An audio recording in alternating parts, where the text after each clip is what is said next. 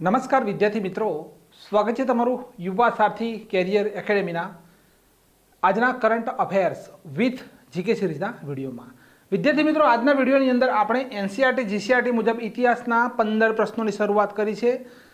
બે દિવસે જે કરંટ અફેર્સ મૂકવામાં આવશે તેની અંદર અતિ મહત્વપૂર્ણ એનસીઆરટી જીસીઆરટી મુજબના જે પણ પ્રશ્નો છે તે પણ કરંટ અફેર્સની સાથે સાથે આપણે લાસ્ટમાં ભણવાના છીએ. તો શરૂઆત કરીએ આજે આપણે કરંટ અફેર્સના પ્રથમ પ્રશ્નની. અને આજનો આપણો પહેલો પ્રશ્ન છે કે 1 એપ્રિલ 2024માં કઈ કંપનીએ ભારત દેશની નવરત્ન કંપનીનો દરજ્જો મળ્યો? અહીંયા મહારત્ન કંપની અને નવરત્ન કંપની એ રીતે કઈ રીતે આપવામાં આવે છે તે પણ સમજી લઈએ. તો અહીંયા લખે છે national fertiliser limited, Bharat dynamics limited, Bharat Sanchar Nigam limited, airport authority of India. અહીંયા આપણો કરેક્ટ આન્સર છે, અહીંયા લખેલું છે NFL, એટલે કે નેશનલ ફર્ટિલાઇઝર લિમિટેડ જે કંપની છે તેને ભારતની નવરત્ન કંપનીનો દરજ્જો આપવામાં આવેલો છે. સ્થાપના થઈ હતી 1979ની અંદર. મુખ્ય મથક આવેલું છે ઉત્તર પ્રદેશના નોઈડાની અંદર. NFL નું વડુ મથક આવેલું છે નોઈડાની અંદર અને સ્થાપના થયેલી છે 1979ની અંદર. વર્તમાનમાં ભારત દેશમાં 13 મહારત્ન કંપનીઓ છે. કેટલી છે? 13 મહારત્ન કંપનીઓ. મહારત્ન 13મા નંબરની oil India limited Maharatna company બની હતી. 12મા નંબરની રૂરલ ઇલેક્ટ્રિફિકેશન કોર્પોરેશન લિમિટેડ 12મા નંબરની મહારત્ન કંપની બની હતી. અહીંયા 17મા નંબરની મહારત્ન કંપની કઈ બની છે? તો નેશનલ ફર્ટિલાઇઝર લિમિટેડ. અને 16મા નંબરની કઈ બની હતી? તો RITES લિમિટેડ. એ 16મા નંબરની નવરત્ન કંપની બની હતી. તો મહારત્ન કંપની અને નવરત્ન કંપની, આટલી માહિતી આપણે પહેલા પ્રશ્નની અંદરથી યાદ રાખીએ. વધીએ આગળ. સેકન્ડ નંબરનો પ્રશ્ન છે કે ભારતીય નૌસેનાએ પૂર્વી લહેર અભ્યાસનું આયોજન કઈ જગ્યાએ કર્યું છે? ગયા વર્ષે એક પ્રશ્ન હતો પશ્ચિમ લહેર, અને એ ATDOની પરીક્ષાની અંદર પૂછાયેલો પ્રશ્ન હતો કે ભારત દેશે પશ્ચિમ લહેર યુદ્ધ અભ્યાસ કઈ જગ્યાએ કર્યો. અહીંયા પૂર્વ લહેરની વાત થઈ રહી છે, તો અહીંયા સિમ્પલ છે, ઓપ્શન જે આપેલા છે તો પૂર્વ કિનારા ઉપર. પૂર્વી લહેર તો પૂર્વ કિનારા ઉપર. તો ભારત દેશની નૌસેના દ્વારા પૂર્વ કિનારા ઉપર પૂર્વી લહેર અભ્યાસનું આયોજન કરવામાં આવ્યું. ભારતીય નૌસેનાની પ્રથમ ઈસ્ટ ઇન્ડિયા કંપનીએ 1612માં રોયલ ઇન્ડિયન નેવી નામની સ્થાપના કરી હતી. નૌસેનાની વાત થઈ રહી છે. સ્વતંત્રતા પછી 1950માં ભારતીય નેવી તરીકે નામ મળ્યું હતું. મુખ્ય મથક આવેલું છે નવી દિલ્હીની અંદર. નૌસેના દિવસ આપણે 4 ડિસેમ્બરે ઉજવીએ છીએ. 2023ની અંદર આપણે કઈ જગ્યાએ ઉજવ્યો? તો મહારાષ્ટ્રની અંદર સિંધુ દુર્ગ નામનો જે કિલ્લો આવેલો છે, સિંધુ જે દુર્ગ નામનો કિલ્લો આવેલો છે, આ જગ્યા ઉપર આપણે નૌસેના દિવસની ઉજવણી કરી હતી. અને જો તમે રાજકોટની અંદર પણ એક ઉદ્ઘાટન કરવામાં આવ્યું હતું એક મૂર્તિનું, પણ જો રાજકોટ ટીક કરીએ, ઓપ્શન શું છે એ જોજો, ત્યાર પછી ટીક કરજો. ઉજવણી મુખ્યત્વે સિંધુદુર્ગ કિલ્લો જ આવશે. ભારતીય નૌસેનાએ 3 ભાગમાં વિભાજિત કરવામાં આવેલ છે. ભારતીય જે નૌસેના છે તેને 3 ભાગની અંદર વિભાજન કરવામાં આવેલું છે. પશ્ચિમી નૌસેના કમાન્ડનું મુખ્ય મથક કઈ જગ્યાએ આવેલું છે? તો મુંબઈની અંદર આવેલું છે. પૂર્વી નૌસેના કમાન્ડનું વડુ મથક કઈ જગ્યાએ આવેલું છે? તો વિશાખાપટ્ટનમની અંદર. અને દક્ષિણી નૌસેના કમાન્ડનું વડુ મથક આવેલું છે કેરળના કોચીની અંદર. આ પ્રશ્ન પરીક્ષાની અંદર કદાચ પૂછાઈ શકે છે. અને નવા નૌસેના પ્રમુખ કોણ બન્યા? દિનેશ કુમાર ત્રિપાઠી બન્યા. બરોબર. નવા નૌસેના જે પ્રમુખ જે છે નવા કોણ બન્યા? તો દિનેશ કુમાર ત્રિપાઠી બન્યા છે. હવે અહીંયા જુઓ કે ભારત દેશે 2024માં કયા દેશોની વચ્ચે યુદ્ધ અભ્યાસ કરેલ છે તેના જોડકા અહીંયા જોડવાના છે આપણે. બરાબર, તેના આપણે અહીંયા જોડકા જોડવાના છે. તો અહીંયા જુઓ ડેઝર્ટ સાયક્લોન લખ્યું છે. હવે ડેઝર્ટ સાયક્લોન લખેલું છે અને ડેઝર્ટ નાઇટ લખેલું છે, બંને કન્ફ્યુઝન પોઈન્ટ છે. ડેઝર્ટ સાયક્લોન આપણે UAE સાથે કર્યો. બરોબર, ડેઝર્ટ સાયક્લોન UAE સાથે કર્યો અને ડેઝર્ટ નાઇટ આપણે ફ્રાન્સની સાથે. ત્યાર પછી લખે છે સહયોગ કાઝીન. બરોબર, સહયોગ કાઝીન. આપણે સહયોગ કાઝીન સાઉદી અરબ સાથે નથી કરતા, પણ સહયોગ કાઝીન જાપાન સાથે કરીએ છીએ. અને સદા તનસીક નામનો યુદ્ધ અભ્યાસ આપણે સાઉદી અરબ સાથે કરીએ છીએ. ત્યાર પછી દોસ્તી લખે છે. બરોબર, દોસ્તી. તો દોસ્તી આપણે સેશેલ્સ સાથે કર્યો અને ડસ્ટ લીગ આપણે ઉઝબેકિસ્તાનની સાથે કરીએ છીએ. લમિતીએ પૂછાય. અહીંયા કંઈક મિસ્ટેક થઈ ગઈ મારાથી, 1 સેકન્ડ જોડવામાં. તો જુઓ અહીંયા દોસ્તી લખ્યો છે, તો દોસ્તી આપણે માલદીવ સાથે અને ડસ્ટ લીગ આપણે ઉઝબેકિસ્તાન સાથે. હવે લખે છે લમિતીએ. તો લમિતીએ આપણે સેશલ સાથે જ કરીએ છીએ. અને સી ડિફેન્ડર તો આપણે અમેરિકા દેશની સાથે કરીએ છીએ. અહીંયા આ 8 રૂપે જોડકા મૂકવામાં આવે છે અને સામે 8 દેશ છે. આ સાઈડે ભારત દેશ કયા દેશની સાથે યુદ્ધ અભ્યાસ કરે છે? તો બી નંબરનો ઓપ્શન આપણો કરેક્ટ આન્સર છે. કયો ઓપ્શન? બી નંબરનો ઓપ્શન કરેક્ટ આન્સર છે. બી એ ડી સી એફ ઈ અને લાસ્ટમાં જી એચ કમ્પ્લીટલી જોડાયેલ છે. કરેક્ટ છે. આગળ જોઈએ. લખે છે ત્રિશુલપુરમ ઉત્સવ કઈ જગ્યાએ ઉજવવામાં આવે? તો ત્રિશુલપુરમ મંદિર કઈ જગ્યાએ આવેલું છે? તો કેરળની અંદર આપણે ઉજવીએ છીએ.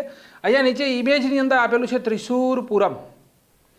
તો ત્રિશુલપુરમ એક ભવ્ય મંદિર મહોત્સવ છે જે કેરળમાં ઉજવવામાં આવે છે. 7 દિવસનો મુખ્ય તહેવાર હોય છે. કેરળમાં ત્રિશુલ જિલ્લાની અંદર વડક્કુનાથન મંદિર આવેલું છે. કયું મંદિર? વડક્કુનાથન મંદિર આવેલું છે જે ભગવાન શિવને સમર્પિત છે. આ જગ્યા ઉપર આ મહોત્સવની ઉજવણી થાય છે. ઓનમ ની ઉજવણી કેરળ રાજ્યમાં અટ્ટુકલ પોંગલ ની ઉજવણી કેરળમાં મકર વિલક્કુ કેરળમાં સમુદ્ર કિનારા મહોત્સવ પ્રથમ વખત ઉજવાયો હતો.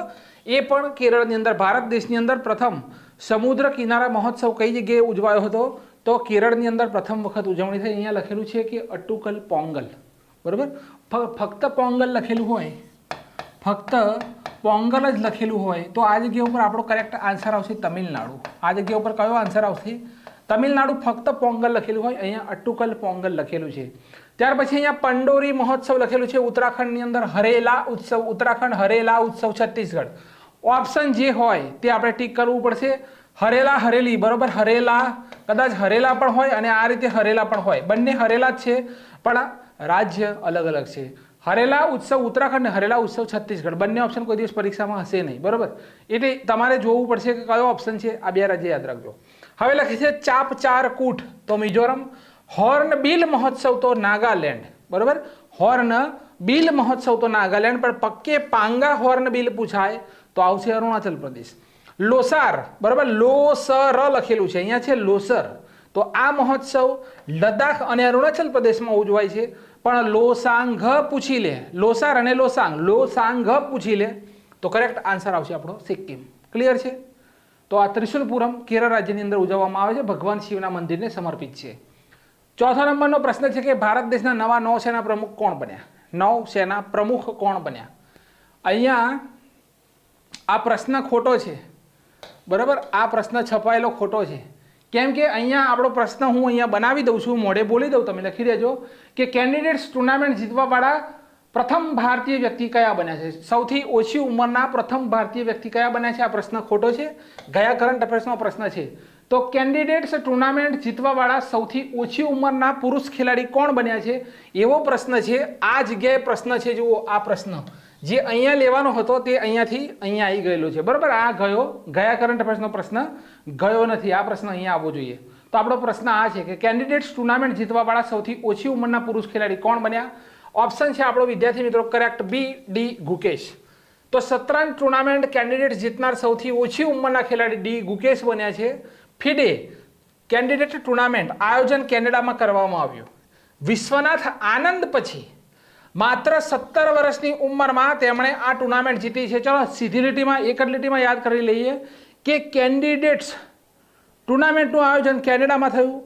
વિશ્વનાથ આનંદ પછી સૌથી ઓછી ઉંમરની અંદર કેન્ડિડેટ્સ ટુર્નામેન્ટ જીતનાર બીજા નંબરના ખેલાડી બન્યા છે આપણા ડી ગુકેશ. માત્ર 17 વર્ષની ઉંમરમાં તેઓ કેન્ડિડેટ ટુર્નામેન્ટ જીત્યા છે. આગળ મહત્વપૂર્ણ ચર્ચા કરી લઈએ. તો લખેલું છે કે ભારત દેશના પ્રથમ ગ્રાન્ડ માસ્ટર કોણ હતા? તો ભાઈ આ હતા વિશ્વનાથ આનંદ. તેમને લાઇટિંગ કિડ ઓફ ઇન્ડિયા કહેવામાં આવે છે. તેમનું બુકનું નામ છે માઇન્ડ માસ્ટર. 1991-92માં રાજીવ ગાંધી ખેલરત્ન મેળવનાર પ્રથમ ભારતીય વ્યક્તિ છે. એક લીટીની અંદર 5 પ્રશ્નો આપણે કવર કરી લીધા.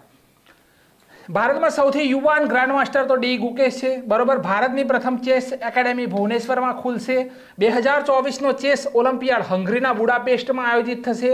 FIDE federation international D association president છે આર્કેડી ડ્વોર્કોવિચ અને વાઇસ પ્રેસિડેન્ટ છે આપણા 2023માં નવા બન્યા હતા વિશ્વનાથ આનંદ. 2023માં નવા બન્યા હતા વિશ્વનાથ આનંદ. પ્રથમ વ્યક્તિગત મહાસાગર સંમેલનનું આયોજન કઈ જગ્યાએ કરવામાં આવ્યું? 2024 પ્રથમ વ્યક્તિગત મહાસાગર સંમેલન 2024 કઈ જગ્યાએ આયોજિત કરવામાં આવ્યું?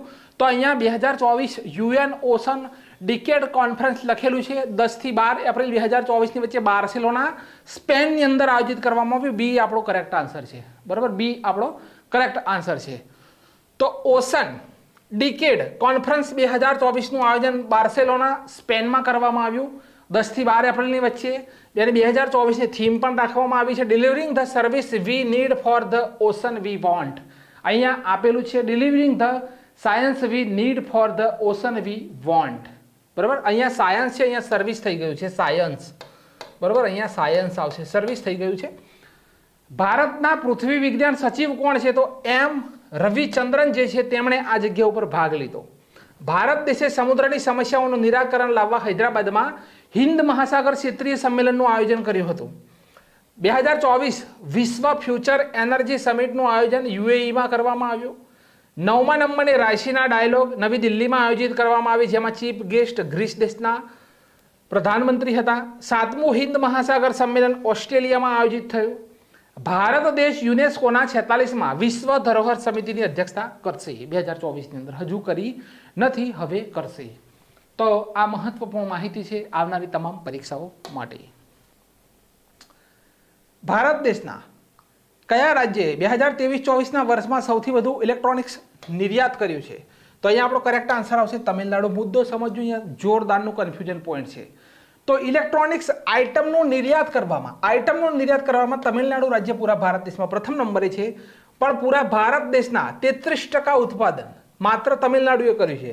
પણ પ્રશ્ન જુઓ કે ટોટલ એક્સપોર્ટ, બરાબર, ટોટલ એક્સપોર્ટ વેલ્યુમાં પ્રથમ નંબરે ગુજરાત છે. આ બે મુદ્દા યાદ રાખવાના. બરાબર, શું લખેલું છે કે કયા રાજ્યે 2023-24ના વર્ષમાં સૌથી વધુ ઇલેક્ટ્રોનિક નિર્યાત કર્યું? પણ પ્રશ્ન જુઓ તો એ તમિલનાડુ આવશે, પણ ટોટલ એક્સપોર્ટ વેલ્યુની અંદર પ્રથમ નંબરે ગુજરાત છે.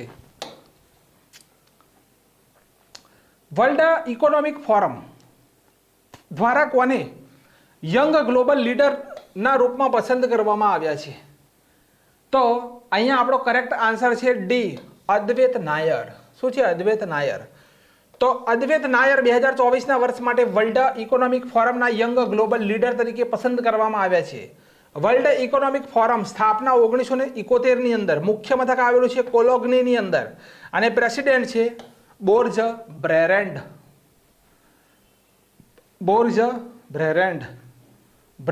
બરાબર, વર્લ્ડ ઇકોનોમિક ફોરમ. ચલો, આપવામાં આવેલ જોડકા યોગ્ય રીતે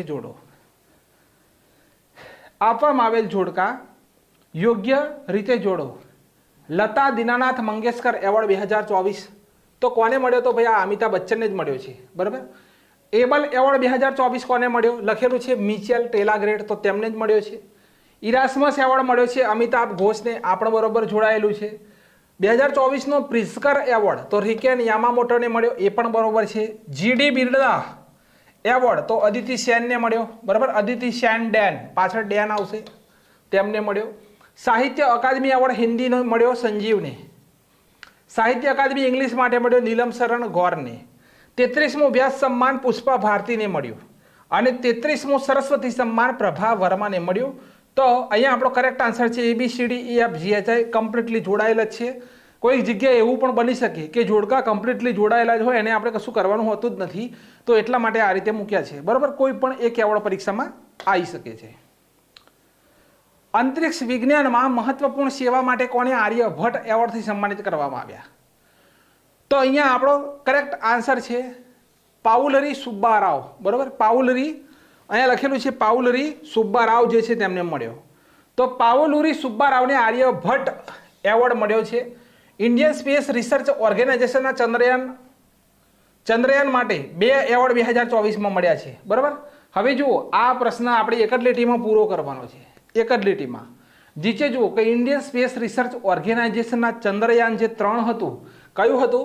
તો ચંદ્રયાન 3 જે હતું તેના માટે 2 એવોર્ડ મળ્યા. કયા? તો એક તો એવિએશન વીક લોરેટ્સ એવોર્ડ મળ્યો, અને બીજો લીફ એરિક્સન લ્યુનર એવોર્ડ કોને મળ્યો છે આ એવોર્ડ? તો અહીંયા આ રીતે કરી અને હું હાઇલાઇટ કરું છું, ISRO એટલે કે ઈસરોને મળ્યો છે. કોને મળ્યો છે? Indian space research. અચ્છા, અક્ષર સેમ થાય છે, લો. તો કોને મળ્યો છે? ઈસરોને. 2035 સુધી ઈસરોએ પોતાના સ્પેસ સ્ટેશન બનાવશે. 2035 સુધી ઇન્ડિયન સ્પેસ રિસર્ચ ઓર્ગેનાઇઝેશન પોતાનું સ્પેસ સ્ટેશન બનાવશે. ચંદ્ર ઉપર મનુષ્ય મોકલવાનું લક્ષ્ય 2040 સુધીનું છે અને અંતરિક્ષમાં કાટમાળ હટાવવાનું લક્ષ્ય 2030 સુધીનું છે. અંતરિક્ષની અંદર ઘણો બધો કાટમાળ ભેગો થયો છે, તેને હટાવવાનું લક્ષ્ય રાખેલું છે 2030 સુધીનું. હવે લખે છે ઓપન એઆઈ એ ભારત દેશમાં કોને પોતાના પ્રથમ, બરાબર, ઓપન એઆઈ જે ખરું કોને ભારત દેશની અંદર પોતાના પ્રથમ કર્મચારી તરીકે નિયુક્ત કર્યા છે? તો અહીંયા આપણો કરેક્ટ આન્સર છે પ્રજ્ઞા મિશ્રા. બી નંબરનો ઓપ્શન છે પ્રજ્ઞા મિશ્રા. અહીંયા તમે ઇમેજની અંદર જોઈ શકો છો. તો પ્રજ્ઞા મિશ્રાને ઓપન એઆઈએ પોતાના પ્રથમ કર્મચારી તરીકે નિયુક્ત કર્યા છે.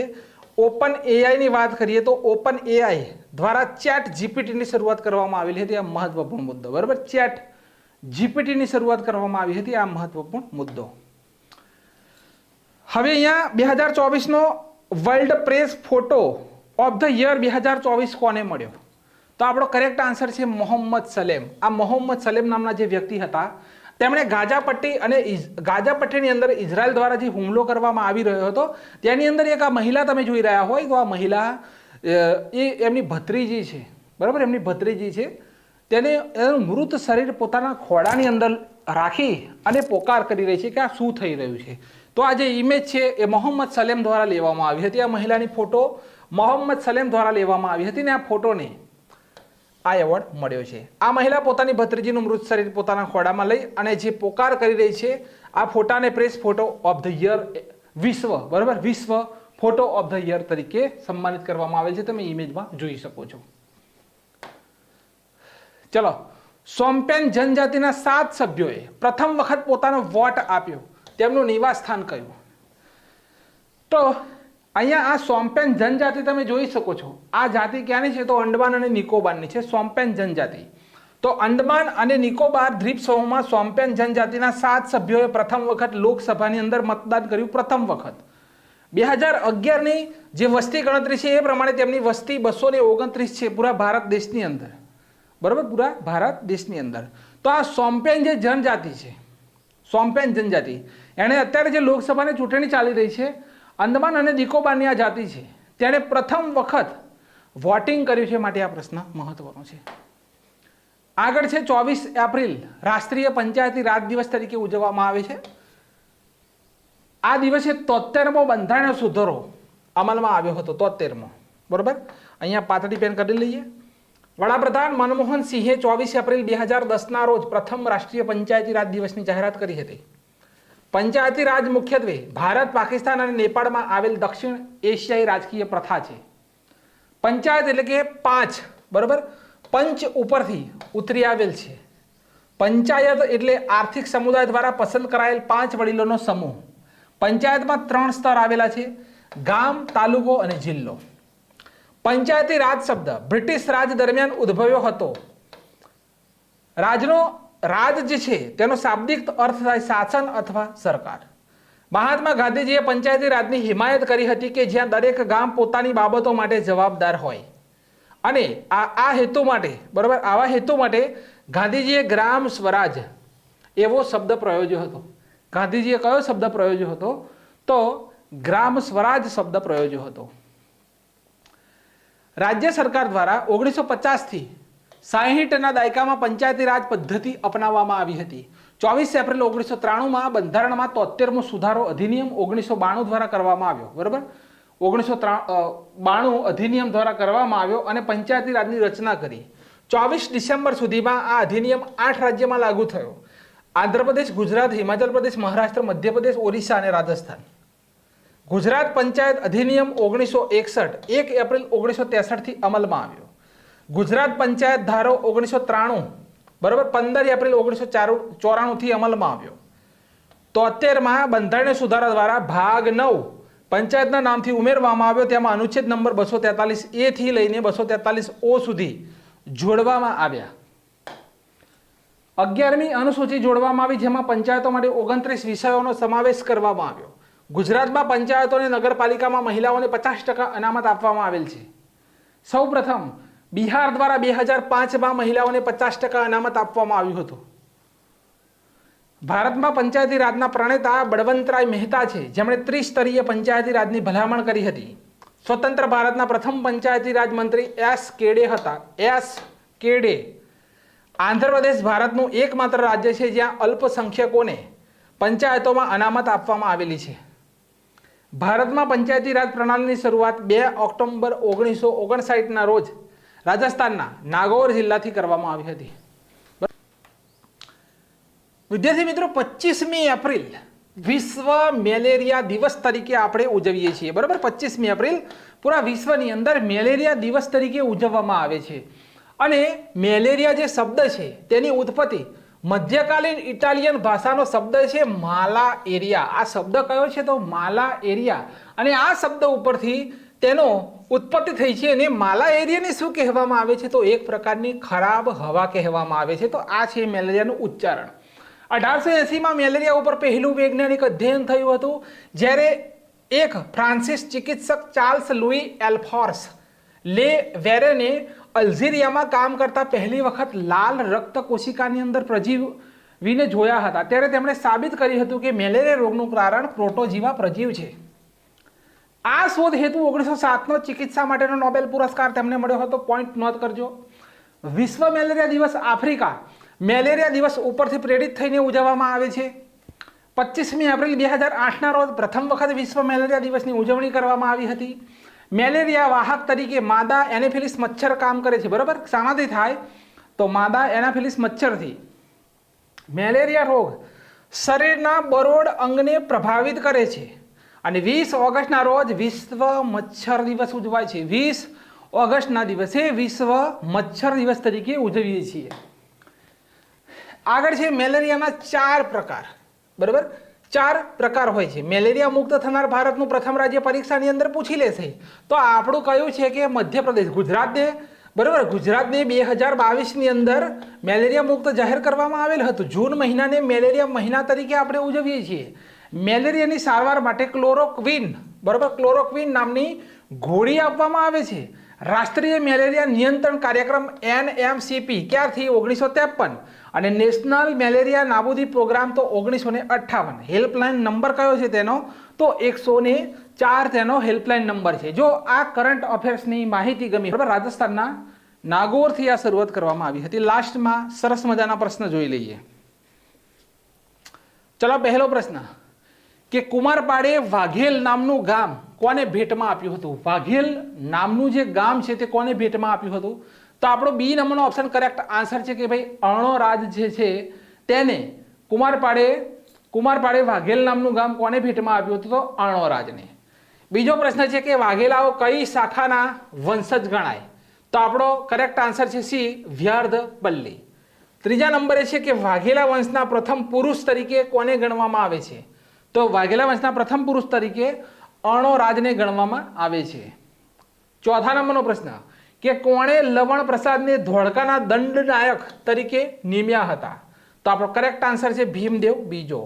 પાંચમો પ્રશ્ન કે કોના નામ પરથી ગુસાડી ગામ વિરમ ગામ તરીકે ઓળખાયું? તો આપણો કરેક્ટ આન્સર છે વિરમદેવના નામ ઉપરથી વિરમ ગામ. વઢવાણનું કાર્તિકેય મંદિર કોણે બંધાવ્યું હતું? તો કરેક્ટ આન્સર છે વિરમદેવ. સાતમો પ્રશ્ન કે લવણ પ્રસાદે પોતાની માતાના નામ પરથી કયું ગામ વસાવ્યું?